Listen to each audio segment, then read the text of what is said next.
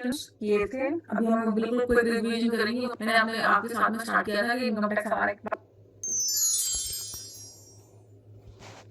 Good evening class. Last class में हमने slab rate computations किए थे। अभी हम बिल्कुल क्विक रिवीजन करेंगे। मैंने आपने आपके साथ में स्टार्ट किया था कि इनकम टैक्स हमारे पास क्या होता है, डायरेक्ट टैक्स, इनडायरेक्ट टैक्स कौन से होते हैं। हम अभी डायरेक्ट टैक्स की क्लास कर रहे हैं। डायरेक्ट टैक्स में मैंने आपको स्लैब रेट बताए थे। हम स्लैब रेट्स में मैंने आपको बताया था कि अगर आपकी एज जो है वो अप टू 60 ईयर्स है, 60 ईयर मतलब आपकी एज जो है वो 60 ईयर से ऊपर हो जाती है तो कौन सा स्लैब रेट लगेगा आपके पास। नॉर्मली आपके पास 2,50,000 आप एग्जाम्प्ट होते हो। आपके पास कोई टैक्स लायबिलिटी नहीं होती है। 2 लाख से लेके 2,50,000 से आपकी ऊपर आती है आपकी इनकम। तो क्या होता है, आप पर 5% रेट के हिसाब से आप पर टैक्स लगता है। फिर उसके बाद में 2.5 से लेके 5 लाख तक आपके पास 20 लाख, 5 लाख से लेके 10 लाख तक आपके पास 20% लगता है। फिर 10 लाख से ऊपर आप जैसे ही आपकी इनकम आ जाती है तो आपके ऊपर 30% का स्लैब रेट लगता है। मैंने आपको उसमें अलग अलग एसेसीज के बारे में बताया था। ये मैंने जो अभी करंट में आपके पास सामने स्लैब रेट बोला है वो हमारे पास सबके लिए एप्लीकेबल होगा, चाहे कोई एसएससी है, वो रेसिडेंट है, भले ही वो इंडिया का है या नहीं है। और दूसरी बात मैंने आपको आगे बताया था कि हमारा जो एसएससी है अगर वो उसकी एज जो है वो 60 ईयर्स या उससे ज्यादा हो जाती है, 60 ईयर्स या उससे ज्यादा हो जाती है तो क्या होगा, उसके ऊपर 3 लाख का कोई टैक्स नहीं लगेगा। 3 लाख से 5 लाख तक, 5 लाख से लेके 10 लाख और 10 लाख से ऊपर जैसे ऊपर वाला स्लैब रेट था। मैंने आपको चार्ट लर्न करने के लिए दिया था लास्ट क्लास में, दो दो बार आपको लर्न करके बार बार बोल करके भी ये लर्न करवाया था कि अगर आप सीनियर सिटीजन हो जाते हो तो आपको आपके ऊपर 3 लाख तक कोई टैक्स नहीं लगेगा। और आप सुपर सीनियर सिटीजन हो जाते हो अगर आपकी एज जो है वो 80 ईयर्स या उससे ज्यादा है तो क्या होगा, आपके ऊपर 5 लाख तक कोई टैक्स नहीं लगेगा। एट द सेम टाइम मैंने आपको बताया था कि हमारे पास मार्जिनल रिलीफ भी अवेलेबल होता है। मार्जिनल रिलीफ क्या होता है कि भाई आपके मार्जिनल रिलीफ में थोड़ा सा बताया था लेकिन कोई बात नहीं, मैंने बताया था कि आपके ऊपर जो सरचार्ज लगता है, सरचार्ज कब लगता है, 50 लाख से 50 लाख तक की इनकम पे कोई सरचार्ज नहीं लगता है। 50 लाख से आपकी इनकम जो है वो 1 CR तक जाती है तो आपके ऊपर जो सरचार्ज होता है वो 10% जाता है। तो हमारी जो इनकम है वो 20, चलिए मैं स्लैब रेट्स निकाल ही देती हूँ वाला मैंने आपको आपके साथ शेयर की थी, मैंने कुछ शीट्स शेयर की थी। हम आ जाते हैं उन्हीं के पास में। तो हाँ हम कहाँ मैं रिवाइज करवा रही थी आपको कि हमारी जो इनकम है अगर वो 50 लाख तक है तो आपके ऊपर कोई सरचार्ज नहीं लगेगा। और आपकी इनकम जो है वो 50 लाख से जैसी बढ़ती है तो आपके ऊपर 10% का सरचार्ज लग जाएगा। 10%। और फिर उसके 50 लाख से आपकी 1 करोड़ तक है आपका 10%। 1 करोड़ से आप जाते हैं टू CR तक तो आपके ऊपर 15% लगता है सरचार्ज। 2 CR से आप 5 CR तक जाते हो तो आपके ऊपर 25% लगता है CR। 5 CR से आप जैसे ही जाते हो ऊपर तो आपके ऊपर 37% का सरचार्ज लग जाता है आपके टैक्स के ऊपर। मैंने आपको एक कंप्यूटेशन भी दिखाई थी और उस कंप्यूटेशन में मैंने आपको बताया था कि हमारे पास डिफरेंट टाइप्स ऑफ हेड्स हैं। डिफरेंट टाइप्स ऑफ कितने टाइप के हेड्स हैं बच्चे, हमारे पास जो है हमारे पास 5 हेड ऑफ इनकम है। 5 हेड ऑफ इनकम है। सबसे पहले मैंने सैलरी बताया था, उसके बाद मैंने बताया था हाउस प्रॉपर्टी, उसके बाद कैपिटल गेन, उसके बाद पीजीवीपी बिजनेस एंड प्रोफेशन की इनकम, फिर उसके बाद अदर सोर्सेज जो इन चारों में नहीं आता वो अदर सोर्स में आता है। और इन सबको हम जब कंप्यूट करते हैं उसके बाद हमारे पास आ जाती है ग्रॉस टोटल इनकम। हम उसमें डिडक्शंस को लेस करेंगे। लास्ट क्लास में मैंने आपको 2-3 मेरे हिसाब से 4 डिडक्शंस लर्न करवाए थे। मैंने आपको एक एटीसी में 2 लर्न करवाए थे। एटीसी में पहला मैंने आपको बताया था LIC का। आप क्या करते हैं, आप पॉलिसी रेज करते हैं, आप प्रीमियम भरते हैं तो आपको प्रीमियम के अमाउंट पे अप टू कितना बोला था मैंने, ETC के लिए जो है वो लिमिट जो है वो 1,50,000 की है। और मैंने एक LIC बताया था। दूसरा मैंने सुकन्या समृद्धि योजना बताया था कि आप अपनी बेटी के लिए अगर डिपॉजिट करके रखते हैं तो मैं आपको बता रही थी कि मैंने आपको कुछ डिडक्शंस जो थे चैप्टर 6 से के मैंने लास्ट क्लास में आपको 2-3 जो थे 2-3 सेक्शन लर्न करवाए थे छोटे छोटे। मैंने LIC के बारे में बताया था, सुकन्या समृद्धि योजना के बारे में बताया था और कौन सा बताया था, हेल्थ इंश्योरेंस के बारे में, मैंने आपको बताया था प्रिंसिपल प्रिंसिपल प्रिंसिपल रीपेमेंट के बारे में बताया था मैम। क्या, हाउसिंग लोन प्रिंसिपल रीपेमेंट। अरे वाह वेरी गुड। हाँ तो principal loan repayment of housing loan के बारे में बताया था। ठीक है, अब यहाँ पर हम 2 चीजें और ऐड कर लेंगे। ठीक है, हम 2 चीजें कौन सी ऐड कर लेंगे, एक तो हम कर लेंगे यहाँ पे पेंशन फंड और मैंने आपको बोला था मार्ची क्लास में सैलरी स्टार्ट करेंगे। ठीक है, हाँ जी, एक हमारा पेंशन फंड, और दूसरा हमारा ट्यूशन फीस। ट्यूशन फीस जो है वो आप जब किसी कॉलेज की स्कूल की फीस डिपॉजिट करते हैं तो उस जो फीस स्लिप होती है उसमें एक स्पेसिफिक अमाउंट होता है। जैसे मान लीजिए आपके बच्चे की जो स्कूल फीस है वो 10,000 है, तो उसमें डिटेल दी होती है। डिटेल कैसे दी होती है? सबसे पहले वो बोलते हैं कि हमारी ट्यूशन फीस क्या है, फिर हमारी एक्स्ट्रा करिकुलम जो एक्टिविटीज होंगी उसमें क्या ले रहे हैं वो, फिर उसके बाद बोलते हैं कि हमारी जो कन्वेंस होगी उसमें क्या ले रहे हैं वो। तो ऐसे ना बहुत सारे कॉलम्स होते हैं, लेकिन उसमें जो ट्यूशन फीस का अमाउंट होता है, ट्यूशन फीस सपोज ये 4500 है, तो वो यहाँ पर ट्यूशन फीस आ जाएगा 4500। ये सारे जो हम ये लिस्ट हमारी बड़ी होती जाएगी रोज के हिसाब से, और ये हमारा टोटल जो भी अमाउंट आएगा वो हम 150 लाख तक ही क्लेम कर सकते हैं डिडक्शन में। ठीक है, हमारा डिडक्शन है वो चैप्टर 6 में है। मैंने दूसरी आपको लर्न कौन सी करवाई थी? एटीसी के बाद में एटीडी करवाया होगा। जी मैम एटीडी करवाना है जी। हाँ जी, एटीडी में हमने क्या किया था? एटीडी क्या होता है? Very good, medical insurance. ATD, ATD में मैंने आपको बोला था, क्या बोला था? हमारा मेडिकल इंश्योरेंस। और मैंने क्या लर्न करवाया था? यहाँ पे मैंने आपको बताया था लिमिट एटीडी में मेडिकल इंश्योरेंस के बारे में 25,000 आप अपने लिए, 25,000 अपने पेरेंट्स के लिए। अगर आपके पेरेंट्स जो हैं वो 60 इयर्स प्लस हैं तो ये अमाउंट कितना हो जाएगा? उनके लिए 25,000 आपको एक्स्ट्रा मिल जाएंगे और वो टोटल 50,000 आपको उनके लिए मिलेंगे। बोला था? तो हमारे पास मैंने बोला था एटीडी। चलिए अभी हमने क्या किया? एटीसी किया। एटीसी में मैंने आपको हाउसिंग लोन के बारे में बताया है ना। तो एटीसी में मैंने आपको बताया हाउसिंग लोन का प्रिंसिपल अमाउंट आता है, और जो एटीई है बेटा उसमें क्या होता है? हाउसिंग लोन का इंटरेस्ट आपको अवेलेबल होता है डिडक्शन के लिए। कितना होता है वो हम आगे करेंगे, अभी आपको सिर्फ इतना याद करना है कि जो इंटरेस्ट है वो एटीई में अवेलेबल होता है हाउसिंग लोन का, और हाउसिंग लोन का आपको प्रिंसिपल अमाउंट जो होता है वो एटीसी में आपके पास अवेलेबल होता है। ठीक है, फिर उसके बाद में हम करेंगे अगर एटीई, एटीई में होता है हमारे पास एजुकेशन लोन। एजुकेशन लोन के लिए भी हमारे पास क्या है? डिडक्शन अवेलेबल होती है। उसके बाद यहीं पर मैं करवा रही हूँ क्लास के बाद, एंड ऑफ द क्लास में फिर से मैं 2 मिनट में ये सारी रिवाइज करवाऊंगी। ठीक है, एटीई में हमारे पास एजुकेशन लोन के लिए भी हमारे पास डिडक्शन होती है। अगर आपने एजुकेशन लोन लिया है 5 साल के लिए, 7 साल के लिए बच्चे लेते हैं स्टडीज के लिए, तो उसकी डिडक्शन भी हमारे पास अवेलेबल है। उसके बाद हमारे पास एक तीसरा सेक्शन हम कर रहे हैं एटीई, ठीक है, एटीडी करा था ना? हाँ, एटीडीडी होता है, वो है स्पेसिफाइड डिसीज के लिए। स्पेसिफाइड डिसीज में क्या होगा कि अगर किसी को कुछ एक लिस्ट है उसमें आपको एक डिडक्शन अवेलेबल है कि अगर कोई पर्सन जो है और या उसका स्पाउस या उसके बच्चे जो है स्पेसिफाइड डिसीज या फिर उस पर डिपेंडेंट जो लोग हैं उसके घर के कोई डिपेंडेंट लोग, डिपेंडेंट मतलब जो उसके ऊपर ही डिपेंडेंट है, वो उनको कोई स्पेसिफाइड डिसीज हो जाती है। स्पेसिफाइड डिसीज एक लिस्ट है, उसमें कैंसर या कुछ ऐसी अनक्यूरेबल डिसीजेस हो जाती हैं, तो स्पेसिफाइड डिजीज में वहां पर भी उसको क्या होता है? डिडक्शन मिलता है। ठीक है, यहाँ पर मैंने आपको एटीसी, एटीई, एटीई, एटीडबल करवाया, और आज एक और करना था हमको एटीटीटी वाला, वो भी बहुत कॉमन है। ये हमारा टीटीए, यस टीटीए, ये हमारा जो हमको बैंक इंटरेस्ट मिलता है, बैंक इंटरेस्ट मिलता है। तो बैंक इंटरेस्ट में क्या है कि हमारा 10,000 का बैंक इंटरेस्ट जो है वो उस पर हमको कोई भी टैक्स नहीं देना पड़ता है। 10,000 के ऊपर होगा तो आपको बैंक इंटरेस्ट देना पड़ेगा। यहाँ पे एजुकेशन लोन जो मैंने एटीई बताया, यहाँ पे बच्चे क्या है 8 कॉन्सेक्यूटिव ईयर्स के लिए आप लोन ले सकते हो। 8 कॉन्सेक्यूटिव ईयर्स के लिए आपने जो लोन लिया है 8 साल के बाद 9वें साल से आपको क्या होगा? आपको उसका रिपेमेंट देना होता है, और यहाँ पर आपको डिडक्शन मिल जाती है। ईई जो इंटरेस्ट मैंने बताया है ये हाउसिंग लोन का इंटरेस्ट है बच्चे। हाउसिंग लोन का इंटरेस्ट आप याद रखना, जो प्रिंसिपल की अमाउंट होगी वो आप यहाँ पर रिपेमेंट करेंगे, प्रिंसिपल रिपेमेंट एटीसी में, और यहाँ प्रिंसिपल रिपेमेंट, और इंटरेस्ट जो होगा वो एटीई में करेंगे। ठीक है, इसी का इंटरेस्ट ऑफ हाउसिंग लोन। ठीक है, अब ये हम क्लास के बाद हम दोबारा से करेंगे। अभी हम स्टार्ट करते हैं अपनी क्लास को, सैलरी से हम स्टार्ट करेंगे। मैंने आपको कुछ लास्ट क्लास में क्या हुआ था, लास्ट क्लास में मैंने आपको कुछ चीजें बता रहे थे कपिल जी ने बोला न्यू टैक्स स्लैब बता दो मैम, ये तो ओल्ड स्लैब में था।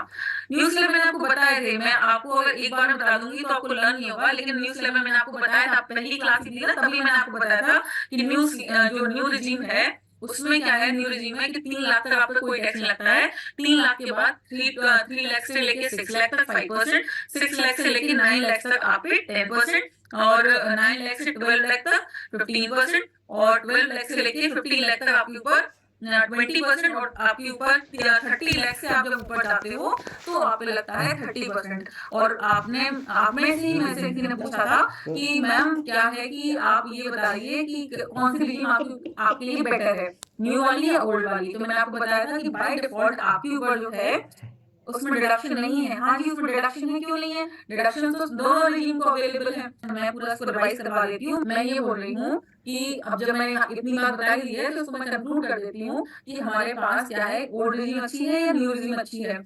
तो हमारे पास जो न्यू रिजीम है, न्यू रिजीम जो मैंने अभी बोली है आपके लिए, तो उसमें क्या है, उसमें हमारे पास कि भाई उसमें कुछ स्पेसिफाइड आपको डिडक्शंस नहीं मिलती हैं। कौन सी वाली? जो ऑपरेशनल इनकम की होती है, जो बिजनेस से रिलेटेड होती है। बिजनेस रिलेटेड वाले बंदों को क्या है, उसमें कई सारे एक्सपेंसेस जो हैं वो अलाउड नहीं है। इसीलिए सैलरी वालों के लिए तो सबसे बेस्ट जो है वो न्यू रिजीम ही है। और जब आप इनकम टैक्स की साइट पे जाकर रिटर्न स्कीम इसको कहेंगे, उसके हिसाब से ही आपको टैक्स कैलकुलेट करके आपका टैक्स कैलकुलेट बताता है। आज आप लोग क्या करेंगे, ये जो आपके सामने मैं एक स्क्रीन शेयर कर रही हूँ, आप उसका क्या करेंगे, स्क्रीनशॉट ले लेंगे। आप क्या करेंगे, उसका स्क्रीनशॉट ले लेंगे, और आपके लिए ये होमवर्क है। आप अगली क्लास में ये कैलकुलेट करके आएंगे, टैक्स स्लैब के हिसाब से आप टैक्स कैलकुलेट करके आएंगे। ओके, मैंने एक स्लाइड बनाई हुई है आप लोगों के लिए। आप क्या करेंगे, आप कंप्यूटेशन ऑफ इनकम, मैंने लास्ट क्लास में बताया था आपको, और आपके साथ जो है एक क्लाइंट का डेटा भी शेयर किया था, और आपको बताया था कि आप उसकी कंप्यूटेशन कैसे बनाएंगे। याद है ना? चलिए मैं आपको रिवीजन करवा देती हूँ, छोटा सा रिवीजन करवा देती हूँ। और छोटे से रिवीजन से क्या होगा कि आप क्या करेंगे, इसकी कंप्यूटेशन करके आएंगे, और फिर हम सैलरी स्टार्ट करते हैं। देखिए हमारे पास क्या है, कंप्यूटेशन ऑफ इनकम है। तो हमारे पास कंप्यूटेशन ऑफ इनकम है, हमने बोला इनकम फ्रॉम सैलरी। देखिए हमारे सामने जो एसएससी है उसकी सैलरी इनकम है, उसकी इनकम फ्रॉम हाउस प्रॉपर्टी है, इनकम फ्रॉम कैपिटल गेन है। मैं यहाँ पे छोटा छोटा एक परफॉर्मेंस है आपको लर्न करवा दूंगी, तो उसी हिसाब से आप क्या करेंगे, उसका कंप्यूटेशन बना के आएंगे। ओके, अपने पास इसकी कंप्यूटेशन बनाएंगे। इनकम फ्रॉम अदर सोर्सेज है, ग्रॉस टोटल इनकम आ गई, उसके बाद आपने डिडक्शंस को लेस कर दिया। देखिए यहाँ पे डिडक्शन आप देख रहे हो इस हमारे एसएससी का, इसके साथ में क्या है, इसको डिडक्शंस वही मिले हुए हैं। बच्चे जो मैं डिडक्शंस आपको रेगुलर बेसिस पे कराऊंगी ना, वो मैं पॉपुलर डिडक्शंस कराऊंगी, लेकिन मैं आपको शीट जो है वो पूरी प्रोवाइड करूंगी कि इसमें मल्टीपल बहुत सारे डिडक्शंस होंगे, लेकिन हम पॉपुलर जो डिडक्शन है उनको रोज 2-2 बार करेंगे, जिससे वो हमें याद हो जाए। क्योंकि कुछ चीजें हैं जो बहुत ज्यादा मेन है, और इनकम टैक्स की टेंडेंसी होती है कि आप बार बार उसको भूल जाते हो। तो हमने यहाँ पे देखिए डिडक्शन 80C में 80 LIP, इसमें LIC लिखना था, LIP लिख दिया, तो 1,50,000 की दी हुई है। उसने 80 TTA interest on saving account, 80D और own family medical insurance premium भरा हुआ है, यहाँ पे उसको 50,000 की मिली हुई है टोटल पेमेंट उसने जितनी की है। अब उसको क्या मिला है, उसको मिला है डिडक्शन, और उसमें लेस करके उसके पास टोटल इनकम आ गई है। यहाँ पर उसकी टोटल इनकम जो है राउंड ऑफ कर दी है, अप टू क्या 10 रुपीज से राउंड ऑफ करेंगे। ये भी मैंने आपको लास्ट क्लास में बताया था। आगे हम देख रहे हैं यहाँ पर, देखिए कुछ उसके पास क्या हुआ है। देखिए उसने टैक्स कैलकुलेशन हुई है। टैक्स कैलकुलेशन में हम दो चीजों को भी छोड़ देंगे, जब मैं कैपिटल गेन करवाऊंगी आपको, तो ये 112A, 112, 111A, ये मैं सब आपको करवाऊंगी। ये ना स्टॉक मार्केट के कैपिटल गेन पर जो टैक्स रेट लगते हैं वो अलग होते हैं। जो normal long term capital gain, short term capital gain कैसे कैलकुलेट होता है वो मैं आपको फर्दर क्लासेस में, आगे की क्लासेस में, जब हमारा सैलरी खत्म हो जाएगा, हाउस प्रॉपर्टी करूंगे आप, उसके बाद हम करेंगे कैपिटल गेन। ठीक है, अभी हम इस वाले पोर्शन को बिल्कुल से स्किप कर देते हैं, और हम आ जाते हैं कि हमारे पास सरचार्ज लगने के बाद, हमारे पास हायर एजुकेशन सेस ऐड होने के बाद हमारे पास टैक्स लायबिलिटी ये आ जाती है। कितनी आ जाती है, 37,10,854।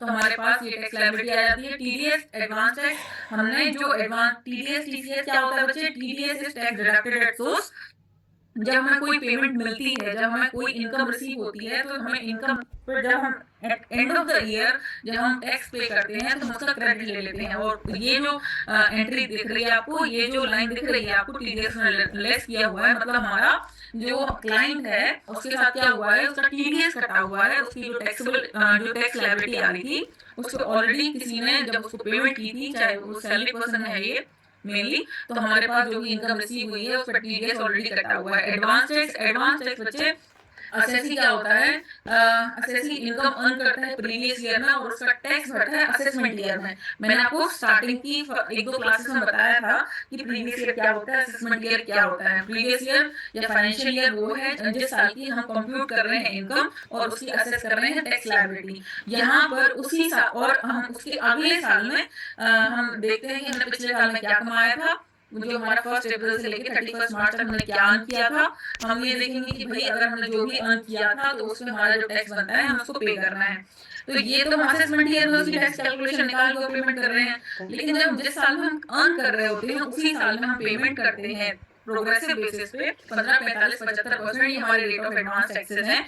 तो उनके डिफरेंट क्वार्टर में हम पेमेंट करते हैं। बाद में हम एडवांस टैक्स की डिटेल में पढ़ेंगे। तो यहाँ पर असेसी खुद से 280 चालान में क्या करता है, ये एडवांस टैक्स डिपॉजिट कर देता है गवर्नमेंट को। और उसके बाद में देखिए एसएससी ने क्या किया, यहाँ पे टीडीएस उसका किसी और ने काटा, एडवांस टैक्स उसने खुद डिपॉजिट करवाया और उसके पास टैक्स जो रिमेनिंग बैलेंस उसके पास बच जाता है, जिसको पे करना बाकी है, वो बनता है 1,13,263। अब यहाँ पे 234 एबीसी के जो इंटरेस्ट है बच्चे, वो एडवांस टैक्स की डिले या नॉन फाइलिंग ऑफ रिटर्न या डिले फाइलिंग ऑफ रिटर्न की वजह से उसको इंटरेस्ट लगे हुए हैं। ये हम बाद में पढ़ेंगे। अभी आपको सिर्फ इतना करना है कि ये आपकी जो टैक्स लायबिलिटी निकली हुई है, मतलब जैसे ग्रॉस टोटल इनकम नेट आ गई आपके पास डिडक्ट होने के बाद में, और यहाँ पर आप हायर एजुकेशन फीस ऐड करेंगे, आप हायर एजुकेशन सेस भी ऐड करेंगे, आप सरचार्ज भी ऐड करेंगे और आप नेट टैक्स लायबिलिटी निकालेंगे। किसकी निकालेंगे, जो मैंने आपके लिए शीट बनाई है। अब मैं आपके साथ वो शीट शेयर कर रही हूँ, छोटी सी शीट है एक्सेल फॉर्मेट में। तो आप क्या करके आएंगे, आप tax computation of tax liability calculate करके आएंगे। ओके, ग्रॉस टोटल आपके पास इनकम है मैंने, और आप कैसे लिखेंगे अपने पास शीट में ऐसे ही लिखेंगे जैसे मैंने लिखा हुआ है। सैलरी की इनकम ये है, हाउस प्रॉपर्टी की इनकम ये है, कैपिटल गेन की इनकम ये है, पीजीबी में इसके पास कोई जो ये हमारा असेसी है ये इसके पास कोई इनकम नहीं है। अदर सोर्सेस की इनकम उसकी 5,000 है। अब आप क्या करेंगे, आप अपने पास में कंप्यूटेशन कैलकुलेट करेंगे टोटल इनकम, फिर उसके बाद टैक्सेबल इनकम, फिर उसके बाद करेंगे क्या कि भाई हमारी टैक्स लायबिलिटी कितनी निकलती है। इसमें आप डिडक्शंस भी लेस करेंगे। डिडक्शंस कौन से लेस करेंगे, जो हम करते जा रहे हैं ना उसमें से अगर कोई भी एप्लीकेबल है तो उन डिडक्शंस को आप लेस करेंगे। ओके, आप इसमें क्या करेंगे, आप इसकी टैक्स लायबिलिटी जो है वो कैलकुलेट करके आएंगे, इसमें डिडक्शंस भी अप्लाई करेंगे। डिडक्शंस इसमें बेसिकली कौन से लगेंगे वो आप खुद से एवेल्युएट करेंगे। मैं आपको हिंट दे देती हूँ कि आज ही हमने एक डिडक्शन किया है जिसमें 100% एप्लीकेबल होगा। ठीक है, हाँ, तो हमने यहाँ पर जो हमारा डी एसएससी है वो नॉन रेसिडेंट है, हमारा एच एसएससी है वो भी नॉन रेसिडेंट है। बाकी उनकी एज लिखी हुई है सबकी, ABCD EF GHI की 56 75 से लेके 90 तक सबकी वेरियस हेड में जो इनकम है वो लिखी हुई है। आप इसकी इनकम कैलकुलेट करेंगे, कंप्यूट करेंगे। इसमें हर हेड में मैं छोटी छोटी चीजें बता दूंगी, उनको आप अप्लाई करेंगे। कैसे अप्लाई करेंगे, सबसे पहला सैलरी में आप हमेशा जो है हमेशा 50,000 की डिडक्शन लेंगे ही लेंगे मैक्सिमम। ठीक है, आप हाउस प्रॉपर्टी में है, हाउस प्रॉपर्टी में क्या होता है बच्चे, जो हमारा हाउस टैक्स होता है या प्रॉपर्टी टैक्स होता है वो लेस होता ही होता है। और उसके बाद जो भी आपकी हाउस प्रॉपर्टी की इनकम होती है उसमें आपको 30% की डिडक्शन मिलती है उस पर्टिकुलर हेड में से। ठीक है, फिर उसके बाद कैपिटल गेन में आपको कोई डिडक्शन नहीं मिलती है। सिर्फ डिडक्शन जो होती है वो 54 सेक्शन की अवेलेबल होती है और वो भी तभी अवेलेबल होती है जब आपने उनके हिसाब से इन्वेस्टमेंट्स कर रखे हों। ठीक है, उनके हिसाब से आपने परचेजिंग, इन्वेस्टमेंट या कंस्ट्रक्शन कर रखे हों। पीजीबीपी में है profit and gains business profession, इसमें भी आपको सिर्फ ऑपरेशनल जो एक्सपेंसेस होते हैं उन्हीं की डिडक्शंस मिलती हैं, उसके अलावा कोई डिडक्शन नहीं मिलती हैं। अदर सोर्सेज में भी आपकी कोई डिडक्शन नहीं मिलती है, सिर्फ आपको वही डिडक्शन मिलती है अगर आपने अदर सोर्सेज की इनकम अर्न करने में क्या किया हो, कुछ एक्सपेंसेस खर्च किए हो, कुछ एक्सपेंसेस लगे हुए हैं। ये हमारा इनकम टैक्स का रूल है। क्या रूल है, बेसिक रूल है कि अगर आपने किसी इनकम को अर्न करने के लिए कुछ लेजिटिमेट लीगल एक्सपेंसेस किए हैं, तो वो आपको क्या करेंगे, उनकी हमेशा आपको डिडक्शंस अवेलेबल होती है, ठीक है। आपको हमेशा वो एक्सपेंसेस जो होते हैं वो अलाउ होते हैं। अब हमारे पास ग्रॉस टोटल इनकम आ गई इन सबको ऐड करने के बाद में, और ग्रॉस टोटल इनकम आने के बाद में हम क्या करेंगे, इसमें लेस करेंगे डिडक्शंस। डिडक्शन चैप्टर 6 से में एक तो आपके पास है ही कि भाई हमारे पास क्या होगा, कुछ कुछ डिडक्शंस एप्लीकेबल होंगे। इसमें एक एक चीज लिख लीजिए आप, नहीं तो फिर आपको थोड़ा सा मैंने यहाँ पे लिखना चाहिए था इसको। ये हमारा जो है ये हमारा बैंक इंटरेस्ट है,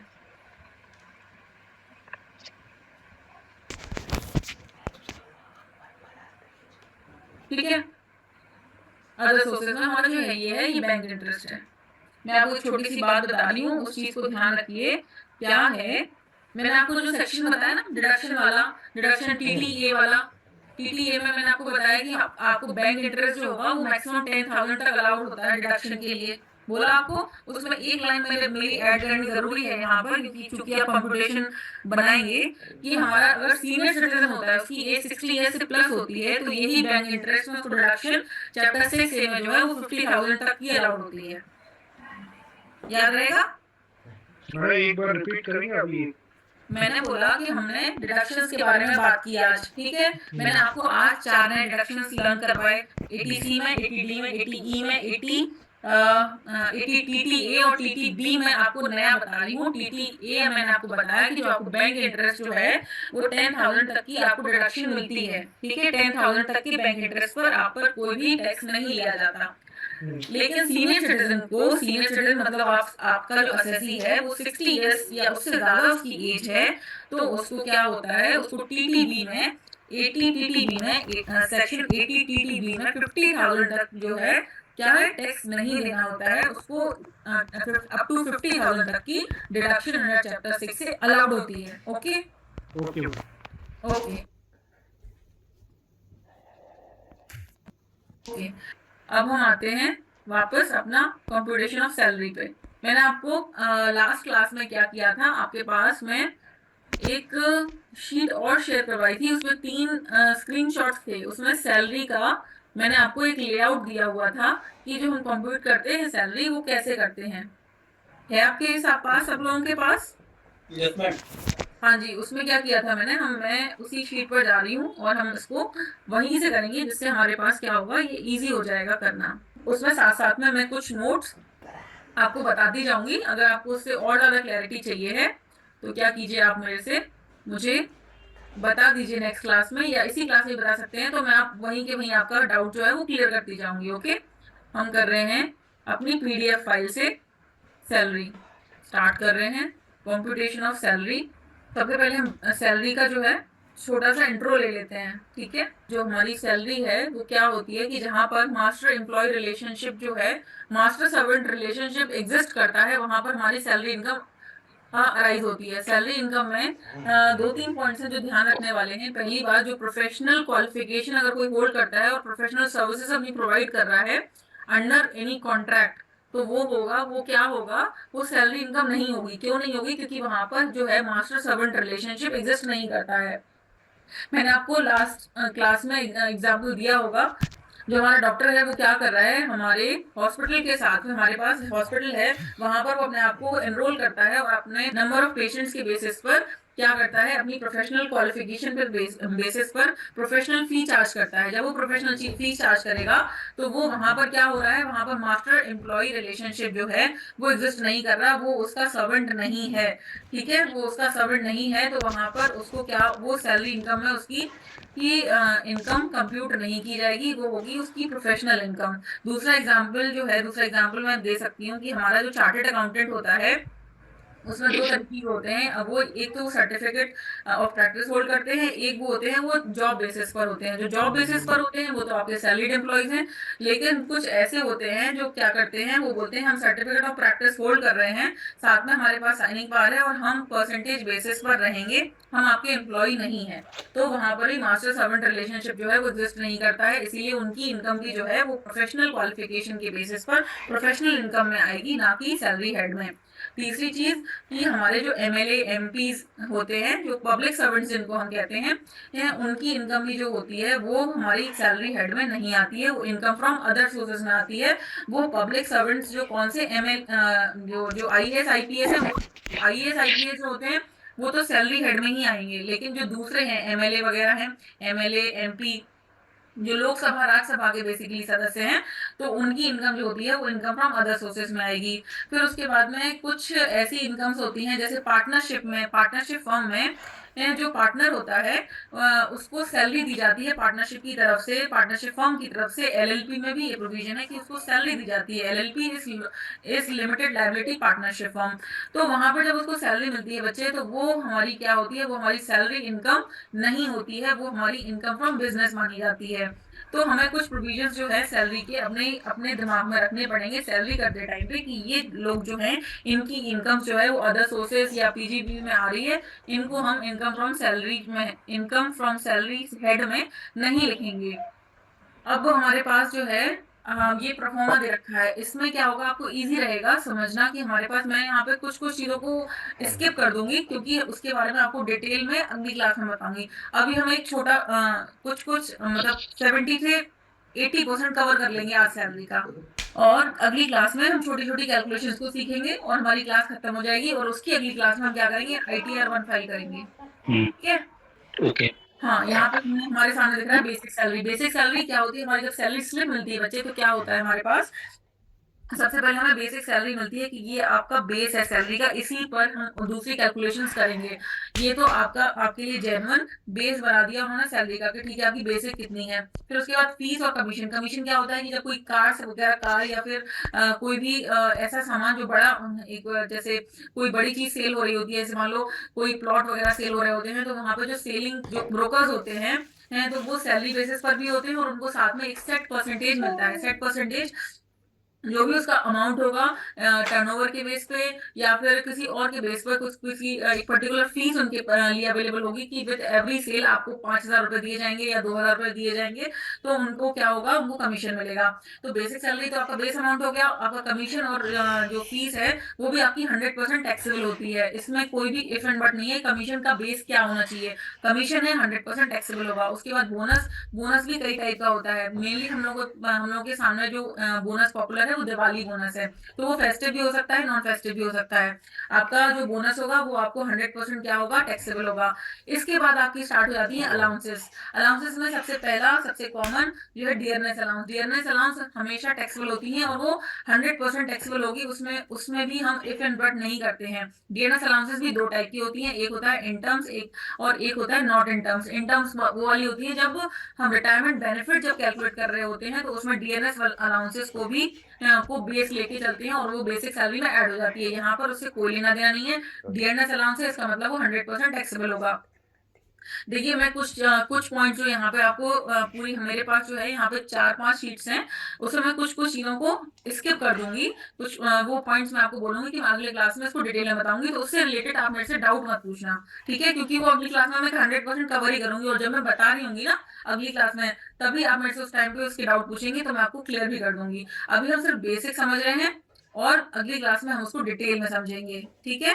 तो हम इनकम फ्रॉम सैलरी में क्या क्या ऐड कर रहे हैं, इनकम ऑफ सैलरी में क्या क्या चीजें पढ़ रहे हैं। तो हमने देखा, हमने सिर्फ 4 पॉइंट कवर किए अपना, कौन से, हम 17 पॉइंट लगभग कवर करेंगे, और आज की क्लास में सिर्फ लगभग 11-12 पॉइंट ही कवर करेंगे, ठीक है। अगली क्लास में हम 5-6 पॉइंट कवर करेंगे और हमारा सैलरी का चैप्टर जो है वो खत्म हो जाएगा। सबसे पहले हमने कर लिया बेसिक सैलरी, फिर उसके बाद कमीशन कर लिया, बोनस कर लिया, अलाउंसेस हम कर रहे हैं। अलाउंसेस में हमारे पास कई टाइप के अलाउंसेस होते हैं। सबसे पहला है डियरनेस अलाउंस। डियरनेस अलाउंस महंगाई भत्ता, उसके बारे में मैंने ऑलरेडी बता दिया। दूसरा है आपके पास HRA, house rent allowances. House rent allowances बच्चे हमारे पास जो है इसकी कैलकुलेशन हम अगली क्लास में करेंगे। फिर भी आपको छोटी सी चीज बता देती हूँ कि HRA जो होता है वो टैक्सेबल होता है, लेकिन उसमें कुछ डिडक्शंस मिलेंगी आपको, कैसे मिलेंगी अगली क्लास में करेंगे। अब चिल्ड्रन एजुकेशन अलाउंसेस, अगर अभी हमारे पास टाइम बचता है तो हम HRA से ही स्टार्ट कर देंगे और उसकी कैलकुलेशन को समझना, ठीक है। अभी हम करते हैं बात एजुकेशन की। एजुकेशन में आपको दो अलाउंसेस हैं, वो अलाउ होती है, एक एजुकेशन अलाउंसेस, दूसरी दूसरी क्या होती है, हॉस्टल अलाउंसेस। एजुकेशन अलाउंसेस में आपको हर बच्चे पे सिर्फ 100 रुपए ही आपको क्या मिलेगा, एग्जामेशन मिलेगी। 100 रुपए की एग्जामेशन मतलब हर बच्चे पे 100 रुपए की एग्जामेशन। मैक्सिमम आपके अगर 3 बच्चे हैं तो आपको 2 बच्चों के लिए 100 रुपए मतलब टोटल 200 रुपए की एग्जामेशन मिलेगी, ठीक है। तो आपको चिल्ड्रन एजुकेशन अलाउंस कितनी मिलेगी, आपको आपको मिलेगी ₹200 पर बच्चे के हिसाब से। फिर उसके बाद में चिल्ड्रन हॉस्टल अलाउंसेस, ये बच्चे आपको क्या डिडक्शंस मिल रही हैं यहाँ पे, सॉरी ये जो है आपको एग्जम्पशन मिल रही है यहाँ पे, मतलब इतना अमाउंट जो है वो ऑटोमेटिकली लेस कर दिया जाएगा, रिमेनिंग बैलेंस जो है वो आपका टोटल सैलरी में ऐड ऑन किया जाएगा। ठीक है, आपके सामने लिखा हुआ है, मैं बस पढ़ के बता रही हूँ, आपको लर्न करवा रही हूँ, जिससे कि जब हम आईटीआर भरेंगे तो आपको इसमें बहुत ज्यादा हेल्प मिलेगी और आपका माइंड अपने आप ऑटोमेटिकली चलेगा। मैं आपको सिर्फ एक बार क्विक रिवाइज करवाऊंगी और आपको याद आ जाएगा। चलिए, हाउ चिल्ड्रन एजुकेशन अलाउंस आपको 100 पर मंथ पर child up to maximum of 2 children मिलेगा। तो मैंने आपको एग्जांपल दिया कि अगर आपके 3 बच्चे हैं तो आपको मैक्सिमम 2 बच्चों के हिसाब से एजुकेशन अलाउंसेस मिलेगा पर मंथ ₹200, 12 महीने का ₹2400। तो ₹2400 क्या होगा, आपको एग्जाम आपकी एजुकेशन अलाउंस में से 2400 लेस कर दिया जाएगा। फिर आपका आता है चिल्ड्रन हॉस्टल अलाउंसेस, वो आपको मिलेगा 300 पर पर्सन पर child up to maximum of 2 children. ये भी आपको कितना मिलेगा, मैक्सिमम मिलेगा आपको 600। 340 per month, 7,200। हाँ जी, 7,200। तो ये आपका मैक्सिमम हो गया। उसके बाद आपको मिलता है ट्रांसपोर्ट अलाउंस। ट्रांसपोर्ट अलाउंस बच्चे सिर्फ उन्हीं लोगों को मिलता है जो फिजिकली चैलेंज हैं। जो फिजिकली चैलेंज है, कौन से, ब्लाइंड, डेफ या फिर डम, मतलब ये आपके पास सर्टिफिकेट होता है। बेसिकली आपके पास सर्टिफिकेट होना चाहिए। यहाँ पर कोई बहस नहीं करेगा कि कौन से लोगों को मिलेगा, कौन से लोगों को नहीं मिलेगा। जो भी लोग फिजिकली चैलेंज होते हैं और उनके पास ये सर्टिफिकेट अवेलेबल होता है, और उसके बाद ही उनको ट्रांसपोर्ट अलाउंस दी जाती है, जो 3200 पर मंथ दी जाती है मैक्सिमम। उसके बाद भाई एंटरटेनमेंट टैक्स, भैया पूरा टैक्सेबल होगा, कोई दिक्कत नहीं है। एंटरटेनमेंट टैक्स के बाद हमारे अदर अलाउंसेस, कोई भी टाइप के अलाउंसेस। देखो बच्चे, क्या होता है कि जब एम्प्लॉई, कई बार क्या होता है कि हमारा जो एम्प्लॉई होता है उसकी सैलरी बहुत ज्यादा होती है। ये डिस्ट्रीब्यूशन हम क्यों सीख रहे हैं, इसलिए सीख रहे हैं क्योंकि जो जब हम रिटर्न फाइल करते हैं तो वहां पे हमें बहुत सारी एग्जाम्पशन दी जाती हैं। एम्प्लॉय जो होता है वो अपने एम्प्लॉयर से रिक्वेस्ट करता है कि भाई हमारी जो सैलरी है उसको आप इस मैक्सिमम डिस्ट्रीब्यूशन उसका अलग अलग अलाउंसेस में, अलग अलग पॉक्स में दे दो। क्यों दे दो, इससे हम लोगों को टैक्स प्लानिंग करने में भी आसानी होती है, और जब आप जॉब स्विच करते हैं तब भी आसानी होती है। जब आपका टीडीएस डिडक्ट होता है और उसके बाद में आपको सर्टिफिकेट जो फॉर्म 16 इशू किया जाता है उसमें भी डिटेल में लिखा होता है कि आपको कौन कौन से अलाउंसेस, कौन कौन से पर्क्स कितने कितने मिले हुए हैं। क्यों ये डिटेल दी जाती है, ये इसलिए दी जाती है कि जिससे आप अगर पर्सनल लोन लेते हैं, हाउस लोन लेते हैं, कार लोन लेते हैं, तो उन सब में आपको सुविधा होती है। Entertainment allowance 100% taxable, other allowances including over time allowance, city compensatory allowance etcetera. तो ये जो बच्चे अलग अलग टाइप के अलाउंसेस हैं, ये देने का तरीका है, वो दे हमें एम्प्लॉयर जो है वो सैलरी ही रहा है। आगे बढ़ते हैं।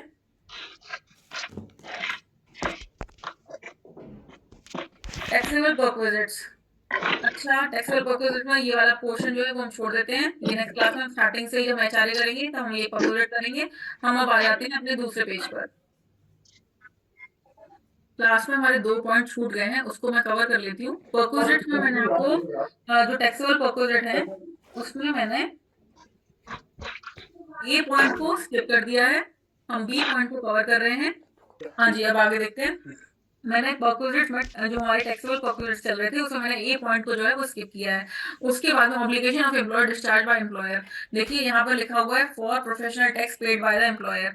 मैंने अभी आपको थोड़ी देर पहले चार्टेड अकाउंटेंट का एग्जाम्पल दिया था कि उसकी जो इनकम होती है, अगर वो प्रोफेशनल बेसिस पर है, अगर वो सर्टिफिकेट ऑफ प्रैक्टिस होल्ड कर रहा है और अपना जो है वो शेयर ले रहा है, शेयर इन प्रॉफिट ले रहा है, और वो कह रहा है कि मैं आपका एम्प्लॉय नहीं हूँ, आपका और मेरा जो है मास्टर सर्वेंट रिलेशनशिप नहीं है, तो क्या होगा, उसकी जो इनकम होगी वो सैलरी हेड में नहीं आएगी। लेकिन अगर वो क्या कर रहा है, वो भाई मास्टर और सर्वेंट का रिलेशनशिप एग्जिस्ट करता है, उनका अग्रीमेंट है और उनके पास जो कॉन्ट्रैक्ट है वो कॉन्ट्रैक्ट ऑफ सर्विस है, उसमें क्या होगा कि उसमें ये डिटेल दी होगी कि भाई प्रोफेशनल टैक्स कौन पे करेगा। अगर प्रोफेशनल टैक्स कौन पे कर रहा है, अगर एम्प्लॉयर पे कर रहा है तो वो तो लायबिलिटी हुई एम्प्लॉय की, है ना। अगर एम्प्लॉय की जो भी लायबिलिटी होती है और वो एम्प्लॉयर पे कर रहा है, इसमें मैंने पहला यहाँ पे कवर किया हुआ है पॉइंट नंबर बी पे।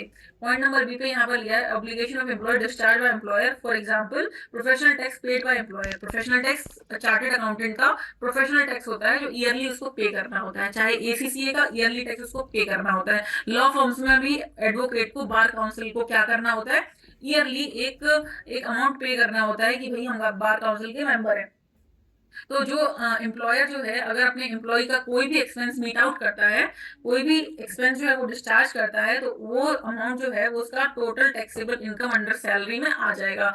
आगे बढ़ते हैं हम। Any sum payable by the employer to effect an assurance on the life of the employee और द डायरेक्ट और to effect contract for annuity. देखिए ऐसा होता है कि मैंने अभी आपको जो लाइन बोली थोड़ी देर पहले वो यही कि जो भी एक्सपेंसेस एम्प्लॉयर एम्प्लॉई के लिए मीट कर रहा है, कोई भी एक्सपेंसेस एम्प्लॉय के बिहाफ पर एम्प्लॉयर कर रहा है, वो परक्विजिट हो गए। कैसे परक्विजिट हो गए? वो बेनिफिट्स हो गए जो एम्प्लॉयर अपने तरफ से अपने एम्प्लॉय को दे रहा है, तो उनकी हमको वैल्यू निकालनी होती है इन टर्म्स ऑफ। अगर उनकी फेयर वैल्यू अवेलेबल है तो वेल एंड गुड, और वो मॉनेटरी टर्म्स में है तो बेस्ट है, और सीधा सीधा उनको हम इनकम अंडर हेड सैलरी में ऐड ऑन कर देते हैं। आगे हम बढ़ रहे हैं दूसरी स्लाइड पर। तो हमारी इसके बाद हम परक्विजिट्स पढ़ रहे थे।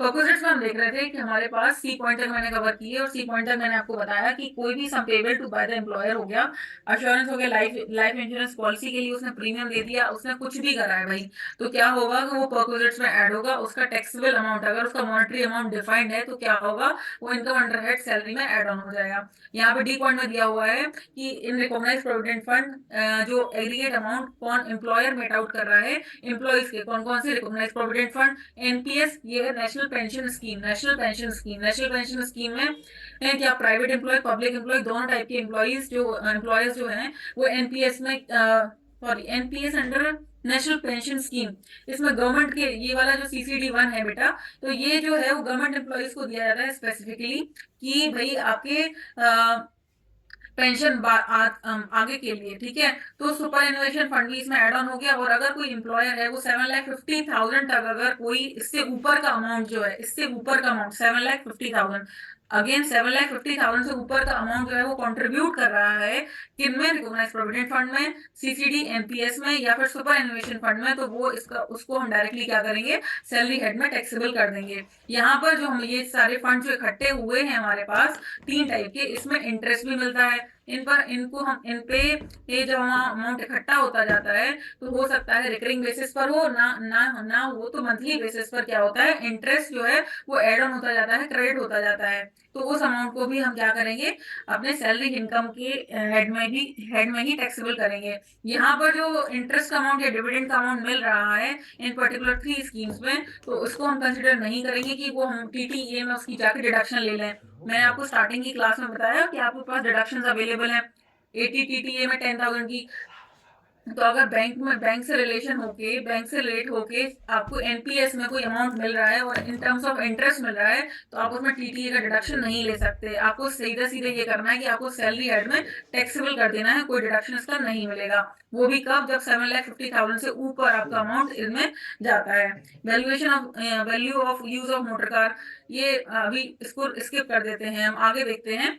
इसमें भी छोटी सी चीज है कि भाई अगर प्राइवेट एम्प्लॉय है, पब्लिक एम्प्लॉय है, एम्प्लॉयर ने खुद से गाड़ी खरीद के दी है, एम्प्लॉय ने खुद से खरीदी है, मेंटेनेंस दे रहा है एम्प्लॉयर, और मेंटेनेंस नहीं दे रहा है एम्प्लॉयर, तो एम्प्लॉयर क्या कर रहा है, पार्ट टाइम यूज कर रहा है एम्प्लॉय या फुल टाइम यूज कर रहा है एम्प्लॉय, किस तरीके से उसकी एन्युटी बनाई गई है, किस तरीके से उसने लोन पे उसको उठाया है, उसमें बहुत सारी कैलकुलेशन है, ये हम बाद में करेंगे। छोटी सी है, बहुत बड़ी नहीं है, लेकिन हम अगली क्लास में करेंगे। अभी हम सिर्फ टॉपिक को कवर करके पूरा खत्म कर दे रहे हैं, कैलकुलेशन बेस्ड पार्ट हम अगली क्लास में देखेंगे।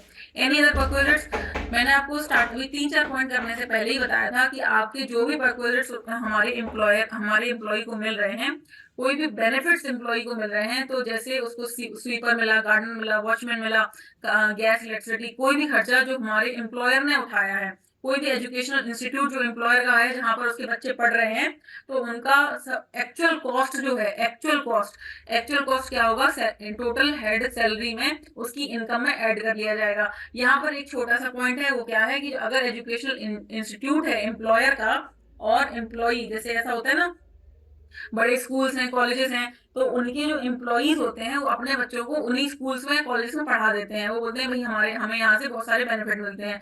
तो वहां पे क्या होगा कि एक्चुअल वैल्यू तो आपकी एड ऑन हो ही जाएगी उस प्रोजेक्ट की, क्योंकि आपका बच्चा पढ़ रहा है। लेकिन उसके साथ साथ में आपको जो जो स्टार्टिंग में 100 रुपए जो एजुकेशन इंस्टीट्यूशन के हिसाब से मिला, आपको 100 रुपए पर बच्चा, वो तो आपको मिला। हॉस्टल का आपको 300 रुपए पर बच्चा आपको वो मिला। और उसके साथ साथ में अगर आपका जो बेनिफिट मिल रहा है बच्चे का, वो मैक्सिमम अगर 1000 पर मंथ तक है एजुकेशन की फीस, आपकी एजुकेशनल इंस्टीट्यूशन की जो फीस है, कॉस्ट ऑफ एजुकेशन, वो 1000 रुपए पर मंथ तक की है, 12,000 पर ईयर तक की है, तो वो अमाउंट नहीं जोड़ा जाएगा। अगर उससे ज्यादा है तो ही जोड़ा जाएगा। ठीक है, अब हम देखते हैं, इसको पढ़ने की जरूरत नहीं है ना, पढ़ लोगे या मैं बोलूं? पढ़ लेंगे। चलिए जल्दी provision of service of a sweeper, gardener, watchman और पर्सनल अटेंडेंट। पर्सनल, ये बच्चे क्यों इतनी सारी चीजें पढ़ रहे हैं? जो बड़े एम्प्लॉय होते हैं, सीईओ सीएफओ कंपनी के होते हैं, उन सबको ये सारी फैसिलिटीज दी जाती हैं। जैसे ही आपका जो, आप अगर खुद भी ऐसी कंपनी में काम कर रहे हैं, आप थोड़े से ऊपर ही आपकी पोस्ट जाती है, तो आपको कुछ कुछ बेनिफिट्स मिलने शुरू हो जाते हैं। जब हम किसी भी एम्प्लॉय का, जैसे गैस, इलेक्ट्रिसिटी, वाटर सप्लाई, ये गवर्नमेंट के क्वार्टर भी होते हैं, उनकी मिलते हैं, उनकी हम वैल्यूएशन निकालना और उनका वैल्यू ऑफ परक्विजिट ऐड करना जो है सैलरी हेड में, अगली क्लास में सीखेंगे। हमारे पास अभी के लिए एनी अदर परक्विजिट हमारे खत्म हो गए, हम आगे बढ़ रहे हैं। ये हमारे पास नेक्स्ट पेज जो है 4.6 स्टार्ट हो गया है। 4.6 से बच्चे लेके 4.6 से लेके हमारे पास 2 पेजेस और हैं छोटे छोटे से, वो हम अगली क्लास में कवर करेंगे। और साथ में हमारे पास जो जो कैलकुलेशंस हैं, जैसे हमारे पास सामने दिख रही है आपको, लीव ट्रैवल कंसेशन की, ग्रेच्युटी की, कंप्यूटेड पेंशन की, लीव इनकैशमेंट की। लीव इनकैशमेंट ये सब आपके साथ फेमिलियर है तो अच्छी बात है, नहीं है कोई बात नहीं, हम नेक्स्ट क्लास में एक एक चीज की कैलकुलेशन करना सीखेंगे। और अगर सारी चीजें कंप्लीट हो जाती हैं तो अगली क्लास में ये हम ITR1 फाइल करेंगे, या फिर हम उसकी अगली क्लास में करेंगे। ITR में भर के बताऊंगी और जनरेट करके बताऊंगी कि उसका XML जो है, जो फाइल किया जाता है इनकम टैक्स की साइट पे, उसको खोल के कैसे करते हैं वो भी हम आपको बताऊंगी। साथ में ITR बनाने से पहले हम फॉर्म 16 भी देख लेंगे। फॉर्म 16 का एक छोटा सा ओवरव्यू ले लेंगे, क्विक ओवरव्यू, कि कैसे ये सारी चीजें देखिए आपके फॉर्म 16 में स्पेसिफिकली आपके एम्प्लॉयर ने मेंशन कर रखी हैं आपके पेन के साथ में, कि उसने कितना आपका TDS डिडक्ट किया है। और उसके बाद में आपके पास जब फॉर्म 16 आ जाता है, आपके पास आपकी सैलरी स्लिप है, आपके पास उसका पूरी डिटेल है, उसके साथ आप अपना बैंक अकाउंट का स्टेटमेंट लेके, आपके बैंक अकाउंट से आपका सर्टिफिकेट जनरेट हो जाता है कि आपकी इंटरेस्ट इनकम कितनी है। वो आने के बाद में आप क्या करेंगे, आप ITR फाइल कर पाएंगे। अभी के लिए हमारी क्लास ओवर की जाती है। अगर आज की क्लास में आपको कोई समस्या आई हो, आप मुझसे पूछिए, अगली क्लास में कैलकुलेशन सारी की सारी करेंगे ही। हाँ जी, I am available for doubt, पूछिए। मैडम अपने जो 80 का जो डिडक्शन बात कर रहे थे, एक बार कौन से 80? फिर से बोलिए। 80 से आगे जो भी डिडक्शन बताए थे ना। चलिए, हाँ, डिडक्शन हम रिवाइज करना भूल गए थे, रिवाइज कर लेते हैं हम सारे के सारे डिडक्शन। एक की बात क्या कर रहे हो आप, सारे के सारे कर लेते हैं। मैंने आपको बताया था ATC में मैंने आपको 4-5 पॉइंट्स बताए। ठीक है, ATC up to 1,50,000, up to 1,50,000 आपको डिडक्शन अवेलेबल होती है। कौन कौन सी की, मैंने आपको सबसे पहले LIC करके बताया। LIC, होम लोन का प्रिंसिपल अमाउंट की रीपेमेंट, आपके पास में सुकन्या समृद्धि योजना, आपको मैंने बताया उसमें आप अपने बच्चे की एजुकेशन की ट्यूशन फीस। मैंने और आपको आज क्या बताया, कोई में कुछ मिस हुआ मुझसे बताइए, रिप्लाई दीजिए, मैं वेट कर रही हूँ, कुछ मिस हुआ मुझसे? 80C, 80D, 80EE। नहीं, वो तो मैं ऐसे बता रही हूँ, ATC में कोई पार्ट, सब पार्ट मेरा मिस हुआ? पेंशन फंड भी बताया था मैम, ट्यूशन फीस मैंने आपको बताया, ट्यूशन फीस मैंने आपको बताया ना, उसके एग्जाम्पल दिए बच्चे मैंने आपको, कि ट्यूशन फीस जब आप अपने बच्चे की सैलरी जमा करते हैं, सैलरी सबमिट करते हैं स्कूल की, कॉलेज की, तो उसमें एक पर्टिकुलर कॉलम होता है, फर्स्ट स्टार्टिंग में लिखा होता है कि उसकी बच्चे की जो फीस है उसमें से ट्यूशन फीस का अमाउंट कितना है। ट्यूशन फीस जो होती है वो बेस होती है, उतनी आपको एग्जाम्पशन मिल जाएगी। आपको टोटल जब हम करेंगे ATC का, तो टोटल आपका 1,50,000 से अगर ज्यादा होता है तो आपको नहीं मिलेगा, अप टू 1,50,000 ही मिलेगा। मान लीजिए सबका टोटल जो है वो आपका सिर्फ 80,000 निकलता है, तो 80,000 निकलता है तो आपको 1,50,000 की मिलेगी, 80,000 की मिलेगी, आपको सिर्फ 80,000 तक की आपको डिडक्शन मिलेगी। ठीक है, तो ATC हमारा खत्म हो गया यहाँ पे। फिर उसके बाद मैंने दूसरा सेक्शन आपको करवाया, जो बार बार करवाया मैंने आपको, वो करवाया ATTTA। ATTTA में मैंने आपको बताया कि आप रेजिडेंट इंडिविजुअल हैं, आप इंडिविजुअल हैं, HUF हैं, तो आपको क्या होगा, आपको सेविंग बैंक अकाउंट, आपका सेविंग बैंक अकाउंट है, और उससे आपको क्या मिल जाता है, उससे आपको इंटरेस्ट मिलता है। बच्चे, आप सबके पास एक सेविंग बैंक अकाउंट होगा, उस सेविंग बैंक अकाउंट का आपको इंटरेस्ट मिल रहा होगा। और जब आप अपने बैंक अकाउंट, अगर आपका मोबाइल से लिंक है, आप आज एक काम करेंगे, उससे बैंक का सर्टिफिकेट निकालेंगे कि आपको इंटरेस्ट इनकम कितनी हो रही है। जब आप अपनी इंटरेस्ट इनकम को देखेंगे, और अगर वो आपकी अप टू 10,000 है, तो आपको चैप्टर 6A में, ATTTA में अप टू 10,000 तक की आपको क्या मिल जाएगी, डिडक्शन मिल जाएगी। और अगर आपकी SSC की एज, मान लीजिए आप अपने पेरेंट्स की, ग्रैंड पेरेंट्स की रिटर्न फाइल करते हैं और उनको इंटरेस्ट जो है 10,000 से ज्यादा मिला हुआ है, लेकिन अप टू 50,000 है, 50,000 तक आपको कोई टैक्स नहीं देना पड़ेगा। 50,000 तक के इंटरेस्ट की आपको क्या मिलेगी, डिडक्शन मिल जाएगी। तो ये ATTTB हो गया। तो ATC, TTA, TTB, ठीक है, 3 सेक्शन हमारे कवर हो गए। फिर उसके बाद मैंने आपको जब ATC में बता रही थी, तो उसमें मैंने आपको एक एलिमेंट लर्न करवाया था कि हमारा principal amount of housing loan, principal amount of housing loan का जो हमें डिडक्शन मिलेगा वो 80C में मिलेगा, लेकिन उसका जो इंटरेस्ट है, हाउसिंग लोन का जो इंटरेस्ट है उसकी डिडक्शन जो है वो हमें 80EE में मिलेगी, 80EE में मिलेगी, ठीक है। फिर उसके बाद में मैंने बताया था आपको अगला सेक्शन 80E, मैडम उसका 80E में मैंने आपको बताया, लिमिट अपन बाद में डिस्कस करेंगे 80E का इंटरेस्ट का। हाँ जी बिल्कुल करेंगे, इसको थोड़ा और डिटेल में समझेंगे। मैंने आपको बोला था स्टार्टिंग में, मैं फिर से बता रही हूँ कि जो पॉपुलर डिडक्शंस है वो हम उनको बार बार उनके बारे में बात करके उनको डिस्कस करके लर्न कर लेंगे ना, स्टैम्प ड्यूटी रहेगी ना इस साल 22। स्टैम्प ड्यूटी का जो डिडक्शन होता है वो हमको मिलता है 80C में, हाँ ठीक है। वो प्रिंसिपल अमाउंट का जो रिपेमेंट आता है वहीं पर हमको स्टैम्प ड्यूटी की वैल्यू, स्टैम्प ड्यूटी की और मैम आपने पेंशन फंड बोला था वो किसमें आता है? क्या? 80C में ही आता है ना पेंशन फंड? पेंशन फंड भी 80C में आता है बेटा। पेंशन में आपने मैंने पेंशन फंड के लिए बोला था कि अगर आपने कुछ भी कंट्रीब्यूशन किया है पेंशन के लिए अपना, तो वो भी आपका 80C में ही आएगा। अभी हम 80CCD1 CCD2 करेंगे, तो उसमें हम प्राइवेट एम्प्लॉय और गवर्नमेंट एम्प्लॉय के बारे में डिटेल में पढ़ेंगे। अभी मैं सिर्फ जितना बोल रही हूँ उतना लर्न कर लो, ठीक है। और हमने क्या किया था, 80E किया था, 80D किया था, ठीक है।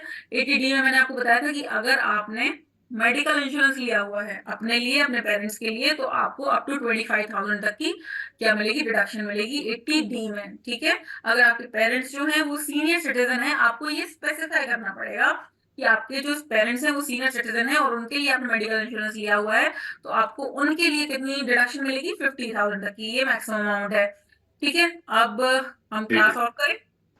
आपने जो नेक्स्ट क्लास में क्वेश्चन पूछे थे उसका आंसर क्या है? पिछली क्लास में मैंने आपको क्वेश्चन दिया था कि आपका जो असेटी है वो 1 करोड़ 8 लाख 8 लाख, हाँ 1 करोड़ 8 लाख है। हाँ, तो आज आपने उसका जो अमाउंट जो आपने कैलकुलेशन करके आए हो आप, तो वहां से आगे आपको कैलकुलेशन करनी है और आपको न्यू रिजीम ऑफ इनकम के हिसाब से उसकी टैक्स लायबिलिटी कैलकुलेट करनी है, ठीक है। नहीं उसका आंसर क्या था मैम? आंसर तो बताया उसका आंसर हम अगली क्लास में करेंगे। अभी हम सिर्फ इतना करेंगे कि हमारे पास जो टैक्स लायबिलिटी आई है उसको हम रखेंगे साइड में, ठीक है। और हम न्यू रिजीम के हिसाब से उसी सेम असेसी की टैक्स लायबिलिटी कैलकुलेट करेंगे, फिर हम उसको कंपेयर करके अगली क्लास में आपको उसका आंसर बताएंगे कि हमारे पास एप्लीकेबल टैक्स क्या होगा, ठीक है। ओके, चलिए आज की क्लास हम बंद करते हैं। Thank you. ओके जी, थैंक यू।